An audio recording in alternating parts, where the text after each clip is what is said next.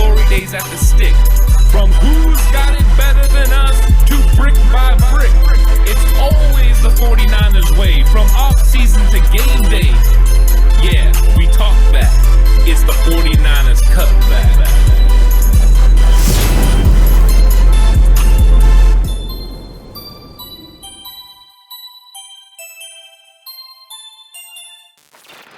It's 49ers Cutback Podcast time, and today we get to talk about big takeaways because the 53-man roster came out, and there were some shocking developments in it, some things that maybe people didn't see coming, but a lot of it we did see coming. But we're gonna get all into that as far as what were the big takeaways of how the 49ers built this roster, and what does it mean for the season coming up. True, and if you missed yesterday's live stream, I don't know what you were doing. The card is popping up there right now. Go take a look at that after we get done with the big takeaways video here, because there's a lot of things to take away from this team, what these roster moves mean, maybe potentially even why some of them happened. We're going to try and dive into the nitty-gritty, but before we get too far into it, do not forget to like the video. Don't forget to subscribe if you haven't already. Become the newest member of the Cutback Crew, which is now 1,500 plus strong. Shout out to all the new members of the Cutback Crew and, of course, our day ones. We can't do any of this without you. Hopping over to Patreon as well. Join the Discord. Tons of great content. And we'll give you a little sneak peek as well of some stuff coming to Patreon today. You won't want to miss that. That's coming up here real soon. But, Ant, let's start with the wide receiver room. The wide receiver moves have been made, right? Deebo Samuel, Brandon Ayuk, Trent Sherfield, Mohamed Sanu, Jalen freaking Hurd, drumroll, Juwan Jennings, the 6 wide receivers that this team is going to be keeping. Almost said 5, but it is 6. We got 5 of the 6 correct. We thought it might maybe Travis Benjamin. It ends up being Juwan Jennings. What does this mean for Kyle Shanahan and this offense, and what can they do now with all of these brand new toys? I think what it means is that he thinks that Deebo Samuel can consistently win down the field. He knows Brandon Ayuk can, but there had to be another vertical threat that he felt comfortable with, and it's got to be Deebo Samuel, because Deebo Samuel's won consistently through training camp, and that is a big takeaway for me, is that must be what it is. They think that this guy can win now, because you are keeping a lot of guys that can't win down the field. You have Trent Sherfield that can do it as well, so I will give him props, but Mohamed Sanu, Juwan Jennings, Jalen Hurd, those guys are kind of going to operate more in the interior part of the field, sometimes on the outside, but it's not going to be a lot of the deep vertical passes, but they're going to be able to catch balls and get first downs. That's what you're looking for, people that can convert on third down, and all 3 of those guys can do it. So the question for us was always, do they want somebody that can take the top off like Travis Benjamin, which it actually helps a lot of players when that happens. In fact, later on we'll get into that a little bit of something he does that helps Jalen Hurd. But it also is just a big weapon to have. But I guess they must have valued the fact that Juwan Jennings is a great young player that can catch the ball and get gritty yards. They have a certain role set out for him. So that was the first takeaway, was that they must have more faith in Deebo and Trent Sherfield to win down the field opposite of Brandon Ayuk than maybe has been alluded to in the past. Correct. Accurate. That is the main takeaway that I got from it as well. I think it goes to show as well. A lot of people have been clamoring, a lot of 49ers fans, a lot of people in the Cutback Crew in the comment section have been clamoring to, reward guys who have really put in the work and grinded. Juwan Jennings has grinded. He came back from an injury. He worked really, really hard. He improved and picked up off the drop situation. Also, I think Kyle Shanahan's looking at a situation when we get into the red zone, Ant, you can put a guy like Juwan Jennings out there with Jalen Hurd, Deebo Samuel, Brandon Ayuk, George Kittle. That is one formidable red zone threat of a scenario you have there. You can also mix in Mohamed Sanu into those situations as well. Throw 3 big-bodied wide receivers out there with George freaking Kittle and have a big problem on your hands, because defenses, if you go out with that kind of package, you still have to come out in a nickel package, right, and match up with all these wideouts. And then you can motion Jalen Hurd into the backfield and just have a nice little handoff and running situation, then a read option, or even an RPO. I know there's a lot of 49ers fans out there clamoring for the RPOs, which we haven't really seen yet. But it opens up so many different avenues for them to attack. We thought maybe, we joked around, maybe you can't have potentially too much of one type of player, right? When you can do so many different things with them. Kyle Shanahan obviously felt that way as well. Yeah, and when you look at an angle of this part is the fact that the wide receivers are all big. Besides Deebo Samuel, everyone is over 6 foot tall. And the fact that they can all block. And what are you built on? You're built on the run games. Now you got guys that are out there that can be physical, that can, help change the game with the blocking. All these guys are going to be able to block for each other in the pass game, in the run game. I think it is a nice way to kind of show where he's going with this thing, where it's going to be a lot of physicality. We talked about this early on with the draft picks on the offensive line as well. Getting a run game, establishing an attitude of physicality, bully ball, and that is extending to the outside as well, where you got big physical receivers that can make blocks, can make possession catches, can convert first downs, because that's what you want, move the chains. So you're getting an idea of what his thought process was. Travis Benjamin, I like Travis Benjamin, 5'10", 175 pounds, blitzkrieg fast, not exactly a wall. So there is a little bit of a different, kind of idea of what he's doing. For years, we all clamored for the 49ers to get big receivers through other regimes. Now they've done it, and they have a bunch of guys that can definitely make plays and can run people over as well. They stockpiled it, man. They didn't just go out. They literally stockpiled it, and I'm all for it because this is one of the things I've wanted to see is those big body guys that down in the red zone can bully guys around. You don't have to necessarily scheme up some stuff. You can just put guys in one-on-one situations, make the job easy for the quarterback, get that timing, get that rhythm in sync, and throw some nice little fade routes out there in space. Let them go make plays. Let them go be athletes, kid. Well, actually, yeah, we'll be athletes. The fade routes are actually there, and that's not something that you see often from the 49ers, but now you have the guys with the ability to do it that can go in jump ball situations. Correct, and you got smart, intelligent wide receivers like Jalen Hurd who have now made this roster, and right now, YouTube, we're going to give you a sneak peek of the Patreon film breakdown of Jalen Hurd, which is going live today at 2 o'clock. You don't want to miss that, so we're going to cut over to that real quick, just a sneak peek, just a teaser, and hopefully some of you will see you over there on Patreon as well. What he's going to do is work upfield. Now, Trey Lance right now sees this, and like we've talked about before, Jalen Hurd is 6'5", so usually he's open.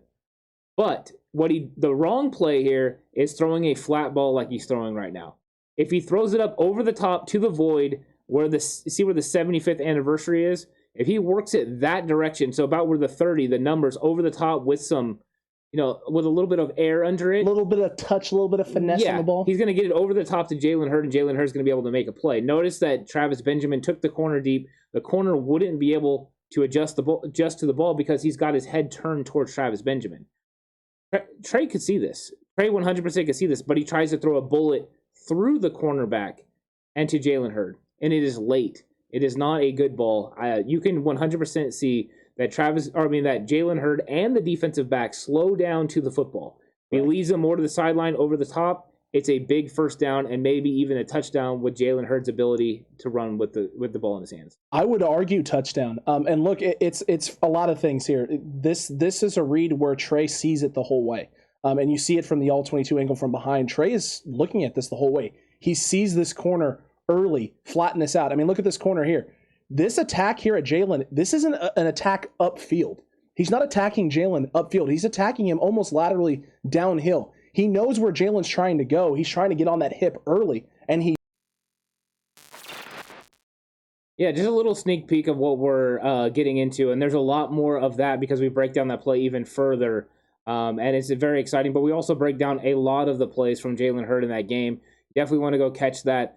Some are good moments, some are bad moments, but we get into all of it. So hop over to the Patreon and check it out because it is a good film breakdown. A wonderful film breakdown, and I'm so excited to be able to start doing these and posting more of those on Patreon, where YouTube can't dink us too much, but you guys still get wonderful and incredible breakdown analysis and just a little more insight into how we're looking at the game of football and how we're breaking down our 49ers, because we don't necessarily have the same takes that a lot of these other people have had. True.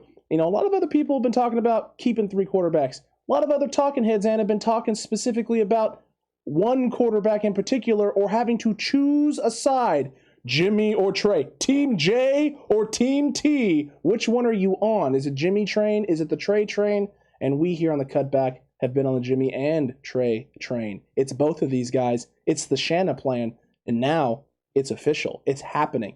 Kyle seems to view this quarterback room the same way we have, right? Which is, if you're having to go past Jimmy Garoppolo or Trey Lance as your quarterback, your offense is kaput. It's bye-bye. It's not good. It's gonzo. That's why Josh Rosen is no longer here and somehow making the roster over there in Atlanta. It's why Nate Sudfeld has been cut and will most likely end up on the practice squad. It's why you didn't roll with these guys. You have 2 guys you're comfortable with. These 2 guys are going to have to get your team to the promised land. And if these 2 guys somehow go down and aren't on the field, your offense is in big trouble.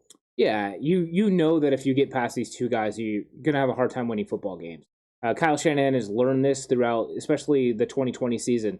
Once it got to Mullins and Beathard, you knew you were in a lot of trouble, proving that it doesn't matter if you have three quarterbacks because your third quarterback's probably not going to win a lot of football games. What you have to do is hope that your top two guys, especially when you have two guys as good as this, can stay healthy. And as long as they do, you have an opportunity to win football games.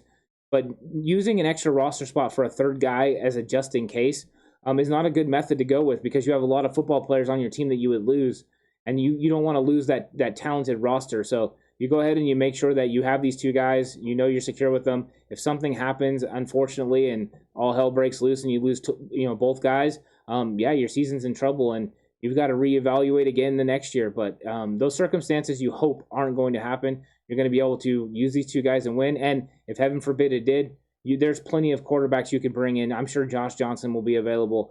There will be guys you could sign, Mullins off the practice squad over there in Cleveland and bring him in, and then they can go out there and try to win football games for you. But ultimately, you don't have a chance to win in the playoffs and win in the Super Bowl like you do with these two guys. No, you really don't. It's not anywhere near the same. And if Kyle Shanahan didn't learn that right in 2020, I would have questions about what Kyle Shanahan learned from 2020.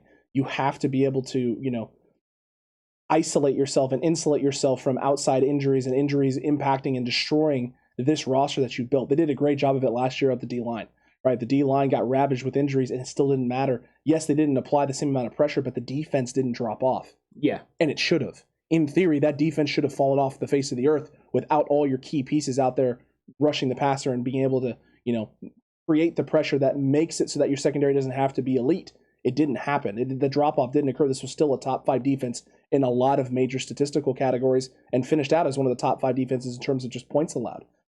So great there, but you didn't do it at the quarterback position. You rolled with a guy in Nick Mullins who showed some promise that you thought, you know what, this guy could potentially get it done short-term, right? And if we have to rely on him long-term, he knows the system well enough that maybe he's not going to make a lot of mistakes. Wrong, not accurate at all indeed, and C.J. Beathard couldn't beat him out, so you don't have a lot of faith or confidence, right, that this is going to be two guys that could get it done for you. So Shanahan reevaluates, John Lynch reevaluates, they readjust, they go be aggressive, they make sure they insulate themselves, and now we get to see something that not a lot of teams have tried, especially not the way that the 49ers are going to try and implement this two-quarterback system. The Shanahan plan, this isn't New Orleans Saints two-quarterback system. This isn't Taysom Hill and Drew Brees. This is something unlike anything the NFL has ever seen. Yeah, because you have guys that can win in different areas. Taysom Hill is more of a gadget-style quarterback where Trey Lance can beat you with his arm. You're not worried about Taysom Hill going out there and beating you with his arm, but Trey Lance has that ability. You actually want Taysom Hill to try and beat you with your arm. 100%. Yeah, you 100%. You would rather just play all coverage and let this guy, try to throw the football. Forget the pass rush. You don't even need a pass rush because he turtle. Yeah, 100%. So it is a different circumstance, and it's going to be fun because there's different dynamics that each one of these quarterbacks can bring to the football team. They have different strengths and are able to execute different parts of the playbook at a high level. Kyle Shanahan showed that there's no tendencies in the way that he's going to use them, bringing them in and out on different downs, different yardage, all different circumstances. So that's going to be fun as they try to figure out, defense try to figure out where these guys are going to be and who's going to be in, and also what the personnel groupings are going to be with them. One of the big things that Papa and then we're talking about was the fact that Trey Lance hadn't played with a fullback. One of the first tendencies they broke was he played with a fullback in this one. So there's a lot of different things that are going to happen, and the 49ers are going to continue to confuse football teams with the way they use their quarterbacks. It just makes sense that you would translate it from the way you've used the wide receiver room, the running back room with these different moving parts to the quarterback room. It's a natural progression. Just as long as you can stay in rhythm, then you can 100% get it done. Agreed. You definitely can. And look, when you got two quarterbacks like this, the next thing that has to be on your mind is the offensive line. You got to keep these guys healthy. You got to keep them upright. You got to keep them protected. And there's some people who are just as stunned and shocked as we are that Tom Compton makes his 53-man roster and that Colton McKivitz, a guy that we thought was going to be competing for the swing tackle job, has been cut. He's released. He's waived. He's gone. He's also bye, just like Josh Rosen is. This was absolutely shocking when it got announced. Luckily, all 200-plus people that were in the live stream got to see the instant reaction. Me losing my mind. You just we were trying to figure out who the lineman was that made the roster because we saw Colton McKivitz's name. And it's like, well, Sean Coleman's gone. Colton McKivitz gone. Who's the other guy that they're keeping? Kufasi's got. Oh my God, it's Tom Compton. what impact does this have with the O-line? Should 49ers fans actually be worried if Tom Compton is the 8th lineman, Ant, or is there something more going on here?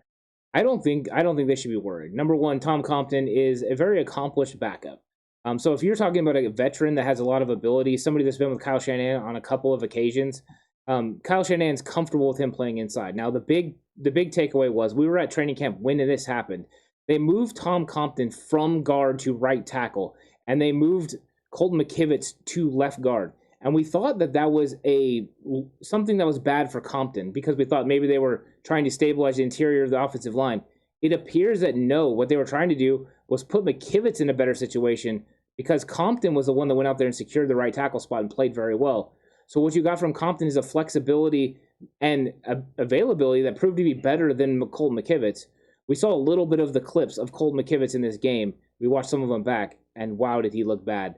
Colton McKivitz has not improved. I think the reason that everyone is surprised, you have a guy that is a 5th-round pick for the 49ers, a guy that they gave such high praise for. They thought he could have been a 3rd-round pick. And in fact, if they wouldn't have got Trent Williams, stated he could have started at left tackle. I don't know exactly what happened here, but the development hasn't happened to the level that they want. They definitely had to do something. Now, it was a shock that it was Compton because you don't normally give up on a 5th-round pick after one season. But that just proves where they think Colton McKivitz is as a player. This is the wake-up call. If he lands on the practice squad, they can continue to develop him. Maybe he can make an impact on this roster in the future. He does have flexibility.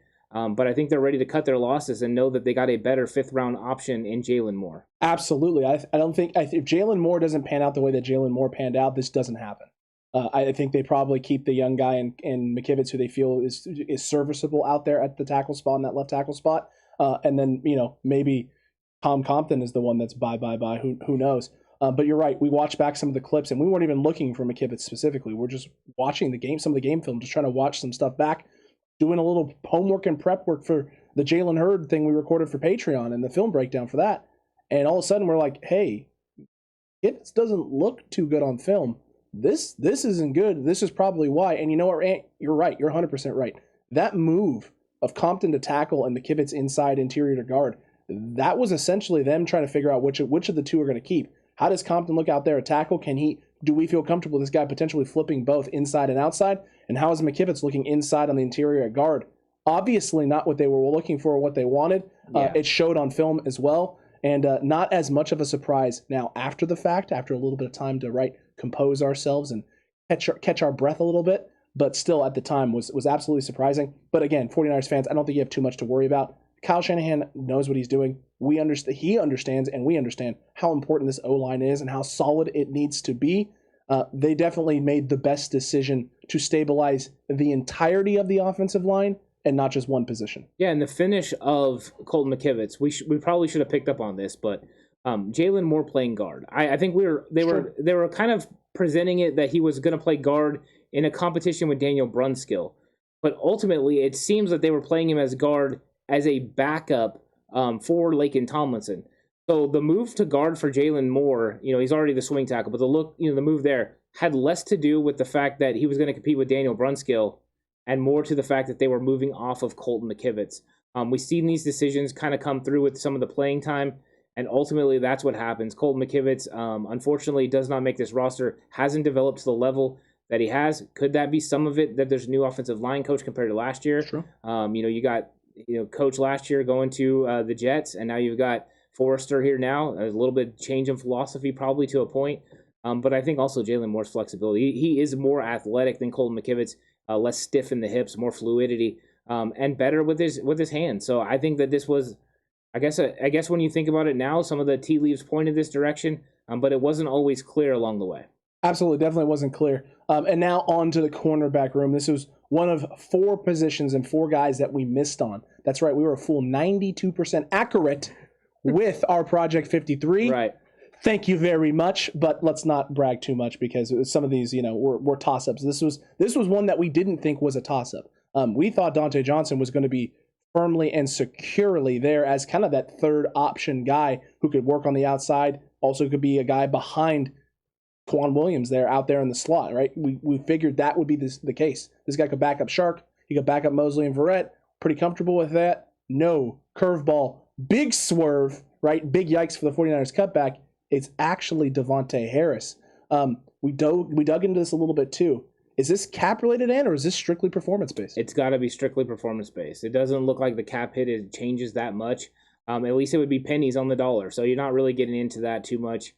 I think that they just decided that Harris was a better player than Dontae Johnson, or they thought Dontae Johnson could get to the practice squad a lot easier than Harris. I mean, they did claim Harris off waivers. So maybe they thought maybe they even heard that somebody else put in a claim for Harris. And so, they're sitting at 12. So they got him a little ahead of time. If they knew someone else, there was going to be other suitors, then you go ahead and make sure you hold on to him and hopefully get Dontae Johnson through, which you've done before. That could be the reason. Harris didn't play a whole lot for the 49ers in the preseason, but he is a guy that has some ability, is able to do a lot of things versatility-wise, and he's a good veteran. And I think that the one thing we were right about is they had to keep 6 corners. Ambry Thomas isn't quite ready yet. Ambry Thomas needs to develop. We were just wrong on who that 6th corner was going to be. We all thought it was going to be Dontae Johnson, somebody that has had a very, very good training camp. I mean, if other teams really saw what Dontae Johnson did in training camp and in the games that he played, he was very successful. You would probably want to take a shot at this guy as one of the deep guys on your team, one of the last roster spots, because he has versatility and he plays pretty well. He's a very, very good, astute player. Absolutely. And listen, the rest of the teams in the NFL, just plug your ears. You didn't hear any of that, not at all whatsoever. Dontae Johnson was awful all of training camp. He was just the worst. You don't want to put this guy on your active roster. We definitely aren't going to put him onto our practice squad if he somehow sneaks through and there isn't a better name out there. So there's always that. But this was definitely a surprise. It was definitely a shock. And you're right. It has to be performance-based. The difference was about $120K, I believe, in salary. I think it actually might have been less than that. It might have been like $80,000 in actually salary difference between the two guys if you keep one or cut the other one. So not about saving money. It wasn't about saving that money for the 49ers. It was all about performance. It was all about making a tough choice on which guy you think you can probably try and grab and snag on that practice squad roster. We're just going to have to wait and see what happens now. Niners are 12th on the waiver. We'll see how that pans out for them. It's either going to bite them in the butt or it's going to work out in their favor. Let's hope for the latter rather than the former. But let's move on as well and talk about the D-line group, because this is an area we got wrong as well. Because we said 10 with them cutting Givens. Yeah. And they went 11 and kept Givens. John Lynch and Kyle Shanahan did not want to give up any of these guys. And John Lynch was literally being extremely literal when he said teams are calling about these guys and offering packages for these guys. We're not moving anyone. No one is moving. They didn't lose a single guy. And it actually isn't 11. It's actually 12, isn't it? Yeah, because Jordan Willis is still on the suspension list. He's going to be on there for the first 6 games. But what you got, we thought that maybe there was a possibility they keep an extra offensive lineman. Correct. And then they have to cut one of these defensive guys. And you didn't want to do it because Maurice Hurst is probably going to go to the IRs. And you want to make sure you have 10 defensive linemen active and ready for these games, especially early on, as you have Nick Bosa and Dee Ford, getting limited snaps and working their way into the active roster and working their way into this defense. So you knew they had to do that. We just figured maybe they were going to go with 9-man rotation on these games, but they are now going to go with 10. Now the question will be, if Maurice Hurst, if and when he goes to IR, who is the player they bring back? Is it another defensive lineman? Could it be an Alex Barrett or one of those guys, or is it an offensive lineman or something of that nature? Could it be Brindle or one of those guys? It is a good topic of conversation. I'm sure we're going to know here pretty quick.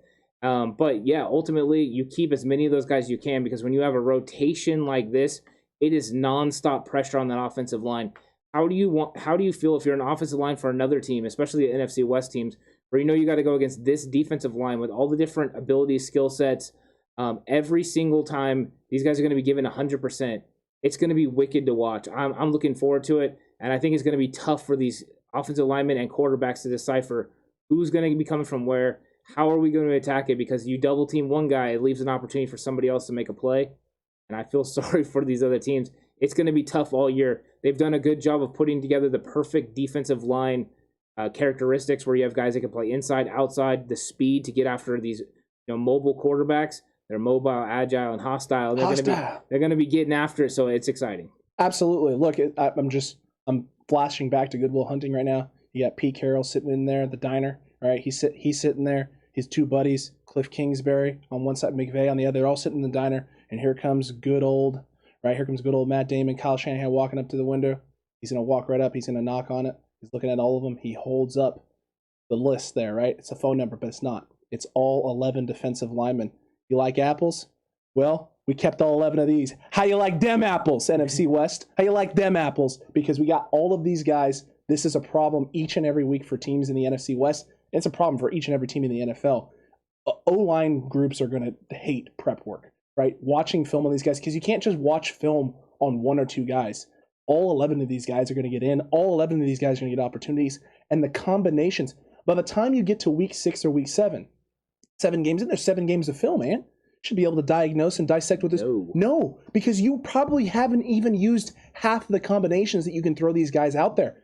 Try being a defensive coordinator preparing for the 49ers pass rush week 8, 9, 10, 11, and 12. You still haven't seen everything they could possibly throw at you with this room. On top of the fact that you have guys like Jordan Willis coming back potentially at that point as well, who can get thrown into the mix. What do you do when that time comes? If you're the 49ers, I don't even want to make that decision. No, I don't either. And I don't want to be an offensive coordinator going against this D-line either, because now you add in the aspect of stunts, you add in the aspect of blitzes, whether it's zone blitzes, because Samson Ebukam can definitely bail out and play in coverage. He did it with the Rams. He can pick up running backs out of the flat. You have that. You have the fact that we know that they're going to use safeties a lot in the blitz area and blitz game, coupled with Fred Warner saying he was going to blitz more now this season than ever. There's going to be no way that these offensive linemen are going to know where these guys are coming from. And if you try to max protect, it's going to allow these DBs on the outside to man up and play nice press coverage. It is going to be hard for everyone. The defensive line makes it easy for every single other player on the team. You couple that with the fact that Hurd, DJ Jones, Kinlaw, and Kevin Givens and these guys on the interior are going to be stopping the run. It's going to be the best defensive line interior against the run that the 49ers have had in a long time. I think the closest thing you'll get to it is some of the teams in the 80s where they were able to really stop the run with some of the big guys inside like Michael Carter and players like that. Oh, yeah. So I think that this is going to be a big deal for the 49ers, and this defensive line is going to set it all up. And I like the fact they went ahead and went with 11. The guts to do that because you had to, leave yourself somewhat vulnerable at another position because you would like to have 9 offensive linemen, but I get why they did it. Maybe if Hurst goes on the IR, you bring that offensive lineman back and you're stabilized and ready to go.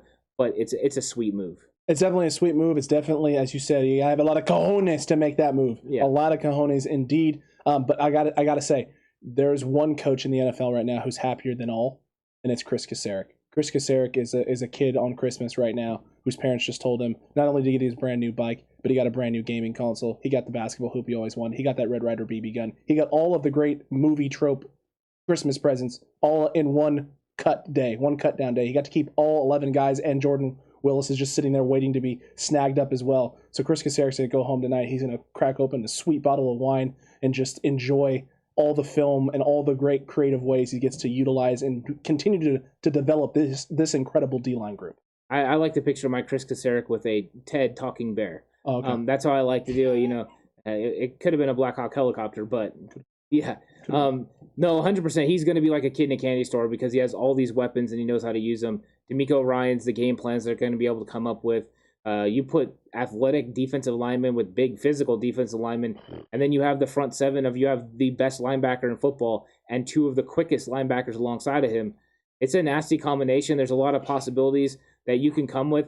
If I'm an offensive coordinator, I'm definitely sweating about if anytime it's 3rd and 7+, about a blitz coming from somewhere, and you get this front 7 coming after you in a big way. It's going to be murderous to try to figure it out. I think there's going to be a lot of turnovers, and these corners and safeties have your head on a swivel because I think there's going to be opportunities to make plays. Absolutely, man. It's going to be lights out. It's going to be absolutely incredible. Let us know what you thought about these big takeaways from the 49ers 53-man roster down there in the comment section below. Got to prep myself, and there's a lot here to plug.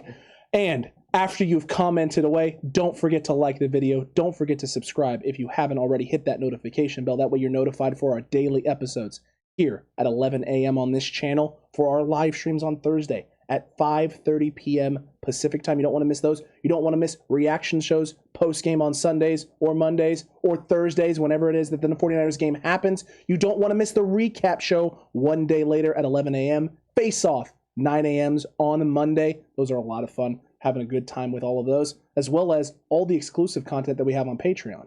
Yeah, we have a lot of great exclusive content on Patreon, including 49ers Cutback in Time, where we go back and relive great moments in 49ers history. There's a nice, good one coming up this week about a incident in the 1950s where the 49ers had to win a very interesting game with some interesting stuff happening off the field as the game is going on. I don't want to give it away, but you definitely want to be over there for that. Plus, we have Big Yikes, where we go over some of the funniest takes in 49ersville on internet, and we just have a good time with it. Eventually, I'm sure one of our takes is going to be on there, but also film breakdown, as we also put some of that out there. There's not a lot yet, but it's going to be ramping up as we get closer and closer to the season. But we're breaking down Jalen Hurd and his drops and this situation, going over Trey Lance's throws and whether the throws were in the right spots or not. It's a very good talk. It's a very good conversation. And that is just the start, because fantasy football is coming. Madden is coming. All that stuff is going to be coming to Patreon. So Patreon is growing. The YouTube is growing. Make sure you're a Patreon subscriber. Make sure you join and become a member of the 49ers Cutback on YouTube. That's right. Become a channel member, because if you do, you get access to the fantasy football and the Madden leagues in Discord, as well as your fees for the league waived if you're a member for 4 months. So make sure you join. Make sure you sign up. Last chance for fantasy today. So make sure you hop over to the community section. Check down there in the description right now. Sign up. Hop on over and do the same thing for Madden if you're interested as well. Lots of ways for you to interact with the Cutback crew. All the socials, every single one of them, Discord. There's nothing but opportunity here for growth on this channel with everything we're putting out for you, as well as you growing with this community, having incredible conversations, and putting your takes out there. Yeah, and while you're at it, if you have a little bit of extra time, go check out 49erscutbackshop.com. You can get some sweet merch like this TCC shirt, the Cutback crew, and there's lots of other things there. 49ers inspired, like block, catch, run, fear nothing, George Kittle shirt, and more to come. So if you just want to support, go over there and check it out. Peruse, see what you like. If you like something, go ahead and grab it. And if not, hey, that's fine too. But just enjoy everything that is 49ers Cutback. Get involved, because it's a lot of fun. And there's a lot of ways to support. So all the things we talked about already, and just liking the video, sharing it with the rest of the faithful out there helps as well. All the new members of the Cutback crew, we appreciate all the support. You hopping onto the Cutback train, and hopefully hopping onto the Hurd train. That's coming soon, sometime soon. You know what I mean? And then also, all the day ones. We can't do it without you. You all have helped us got to this point. We appreciate, love every single one of you. Thank you so much for tuning in. And until next time, you stay safe. And remember, the right way is always the 49ers way.